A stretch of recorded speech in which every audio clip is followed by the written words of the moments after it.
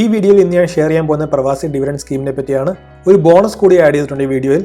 കിട്ടുന്ന dividend use ചെയ്ത് എങ്ങനെ നമുക്ക് ഇൻവെസ്റ്റ് ചെയ്ത എമൗണ്ട് വെറും 10 വർഷങ്ങളിൽ തന്നെ നമുക്ക് ഇരട്ടിയായിട്ട് റിട്ടേൺ ലഭിക്കാം.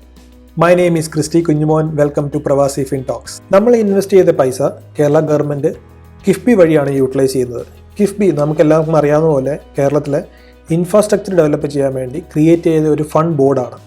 ഞാൻ ഇനി ഫോക്കസ് ചെയ്യാൻ പോകുന്ന 3 കീ പോയിന്റ്സിനെ പറ്റിയാണ്. First, 10% life long dividend. വേറെ ഒരു ലോ റിസ്ക് ഓപ്പർച്യൂണിറ്റി നമ്മൾ കമ്പയർ ചെയ്ത് വെച്ച് നോക്കുമ്പോൾ നമുക്ക് മനസ്സിലാവും 10% കിട്ടാനുള്ള ചാൻസ് വളരെ കുറവാണ്. പക്ഷേ ഈ കേസിൽ നമുക്ക് ഗവൺമെൻറ് ഓഫ് കേരള അഷ്യൂർഡ് 10% നമുക്ക് കിട്ടും. അത് ഇതിൻ്റെ വലിയൊരു കീ ഹൈലൈറ്റ് തന്നെയാണ്. രണ്ടാമത്തെ എനിക്ക് പേഴ്സണലായിട്ട് തോന്നിയ ഒരു ഹൈലൈറ്റ് എന്ന് പറയുന്നത് സോഷ്യൽ കമ്മിറ്റ്മെൻ്റ് ആണ്.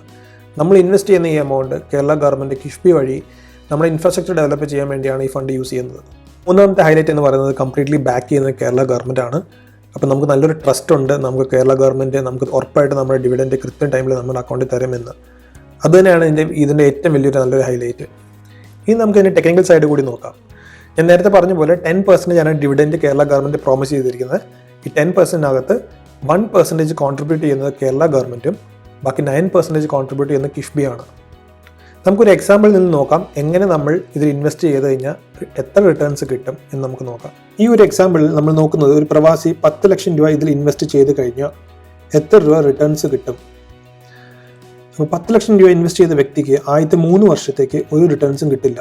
പക്ഷേ ആദ്യത്തെ 3 വർഷത്തെ ഇൻട്രസ്റ്റ് അക്കൗണ്ടിൽ ആഡ് ചെയ്യുന്നതായിരിക്കും. അതിൻ്റെ അർത്ഥം ആദ്യത്തെ 3 വർഷം കഴിയുമ്പം 13 ലക്ഷം രൂപയായിരിക്കും അക്കൗണ്ടിൽ ഉള്ളത്. 4ാമത്തെ വർഷം തൊട്ട് പ്രതിമാസം 10,833 റുപ്പീസ് വെച്ചിട്ട് നമുക്ക് ഡിവിഡൻഡ് ആയിട്ട് ലഭിക്കും. ഈ ഒരു റേറ്റിൽ 5 വർഷങ്ങളിൽ നമുക്ക് 6.5 ലാക്സ് ലഭിക്കും. അപ്പോൾ നമ്മൾ ഇൻവെസ്റ്റ് ചെയ്ത ഫുൾ 10 ലക്ഷം നമുക്ക് അടുത്ത 10 വർഷങ്ങളിൽ തന്നെ ലഭിക്കും. അപ്പോഴും ഇതിലൊരു കാര്യമുണ്ട്, നമ്മൾ ഡിവിഡൻഡ് മാത്രമേ നമുക്ക് ലഭിക്കുകയുള്ളൂ. നമ്മുടെ മുതൽ അഥവാ ഈ 10 ലക്ഷം ഇൻവെസ്റ്റ് ചെയ്ത 10 ലക്ഷം അപ്പോഴും അവിടെ തന്നെ ലോക്കിനായിരിക്കും. ഹസ്ബൻഡിന് എന്തെങ്കിലും പറ്റി കഴിഞ്ഞ് കഴിഞ്ഞാൽ വൈഫിന് അല്ലെങ്കിൽ നോമിനി ആരാണ് ആ നോമിനിക്ക് അതിൻ്റെ ഡിവിഡൻഡ് ലൈഫ് ലോങ് കിട്ടും.